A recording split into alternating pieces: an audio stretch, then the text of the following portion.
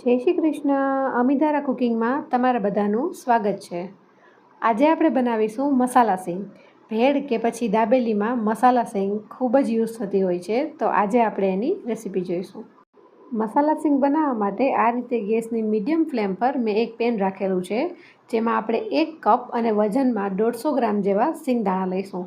આ રીતે મોટા સિંગદાણા છે એની જો આપણે મસાલા સિંગ બનાવીએ તો તે ખૂબ જ સરસ બનતી હોય છે. ગેસની મીડિયમ ફ્લેમ પર આ રીતે આપણે ધીમે ધીમે સતત ચમચાને હલાવતા જઈ અને બધા જ સિંગદાણાને શેકી લઈશું.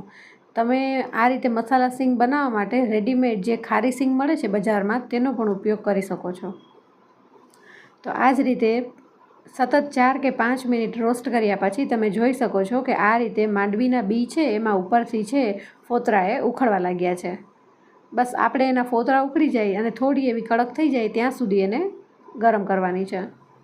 અહીં આ રીતે એક પેનમાં મેં કાઢી છે જેથી તે થોડી ઠંડી થઈ જાય. માંડવીના બી છે એ ઠંડા થઈ જાય ત્યારબાદ આ રીતે એના બધા જ ફોતરા ઉખેડી અને એને 2 ભાગ કરી લેવાના છે.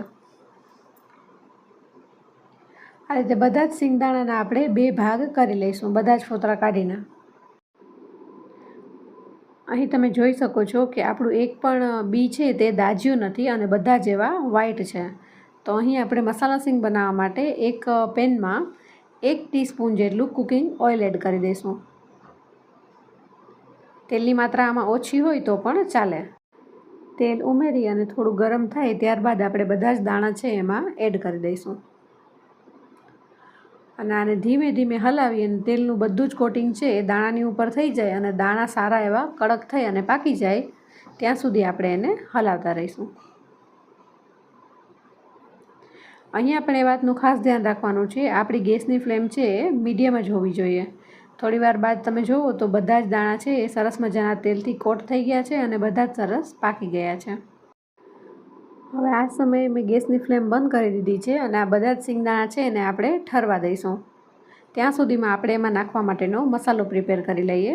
તો મેં અડધી ચમચી જેટલા લીંબુના ફૂલ, સ્વાદ અનુસાર નમક લીધેલું છે, 1 ચમચી જેટલું લાલ મરચું પાવડર, અડધી ચમચી હળદર પાવડર, પિંચ હિંગ એડ કરી દઈશું, 1 ચમચી જેટલો ધાણા જીરું પાવડર અને અડધી ચમચી જેટલો ગરમ મસાલો એડ કરી દઈશું અને 2 ચમચી શુગર એડ કરી દઈશું અને આ બધાને પ્રોપર મિક્સ કરી અને ગ્રાઇન્ડ કરી લેશું. અહીંયા મસાલો છે એ ગ્રાઇન્ડ કરવાથી સરસ મજાનો બધા જ સિંગદાણામાં કોટ થઈ જાય છે, જેથી કરીને સિંગદાણા છે એ ખૂબ જ સરસ ટેસ્ટી લાગે છે.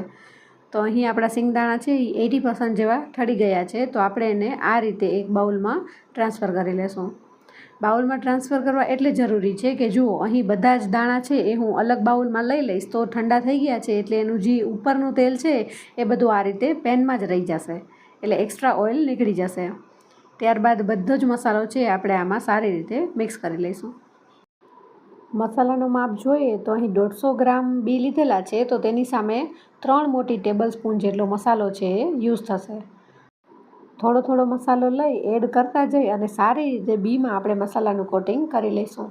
આને તમે 15 દિવસ માટે કોઈ પણ એરટાઇટ કન્ટેનરમાં સ્ટોર કરી શકો છો અને જ્યારે પણ ભેળ બનાવીએ કે દાબેલી બનાવીએ કે ત્યારે આનો યુઝ કરી શકીએ છીએ. અને આ બી છે એ બાળકોને એમને પણ નાસ્તામાં ખાવા માટે આપી શકાય છે. તો તૈયાર છે અહીં ચટપટી મસાલા સિંગ. આવી જ અવનવી વાનગી માટે અમારી ચેનલ અમિધારા કુકિંગને લાઇક કરી, શેર કરી અને સબસ્ક્રાઈબ કરો અને બાજુમાં રહેલું નોટિફિકેશન બેલ દબાવો જેથી અમારા બધા જ નવા વિડીયોની નોટિફિકેશન તમારા સુધી પહોંચે. Thank you.